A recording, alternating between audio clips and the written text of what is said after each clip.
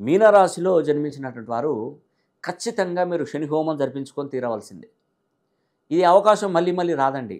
ఎందుకు రాదంటే ఎప్పుడైనా కూడా గుర్తుపెట్టుకోండి, శనీశ్వరుడు అనుగ్రహం అనేది శని కుంభరాశిలో ఉన్నప్పుడు మాత్రమే మనం శని హోమం జరిపించుకోవడానికి అవకాశం.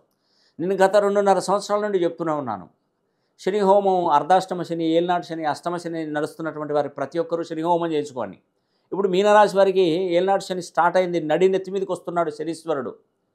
కాబట్టి ఒక్కసారి శని హోమం చేయించాలి. కుంభరాశి మారకముందే, కుంభరాశిలో నుండి శని మారకముందే మనం శని హోమం జరిపించుకోవాలి.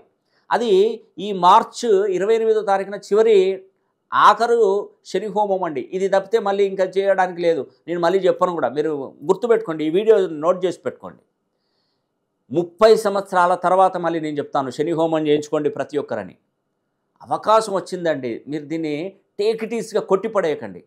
దయచేసి చెప్తున్నాను, ప్రతి ఒక్కరికి షేర్ చేయండి ఈ విషయాన్ని, చేయించుకోండి. చతుర్ముఖ దిగ్బంధనంతో ఒక నల్ల వస్త్రానికి తెల్ల ఆవాలు, నల్ల నువ్వులతో శని హోమం జరిపించి ఆ దునిలో వేసినప్పుడు ఆ దుని పటాపంచలైపోతుంది శని. ఇక మీ వైపు చూడడు. ఇది అక్షరాల నిజం. నేను ఇప్పుడు కాదు, మళ్ళీ వేరే పండితులతో తర్వాత చేయించుకుంటాను, ఇంకో 10 రోజులకు చేయించుకుంటాను, 20 రోజులకు చేయించుకుంటాను కుదరండి. శని కుంభరాశిలో ఉన్నప్పుడే శని హోమం. మీరు తర్వాత చేయించుకుంటానంటే శని ద్వారాలు తెరిచి ఉంచొద్దు. ఇప్పుడు వినతులు స్వీకరిస్తున్నాడు, అప్పుడు వినతులు నిరాకరిస్తాడు. ఇంకేం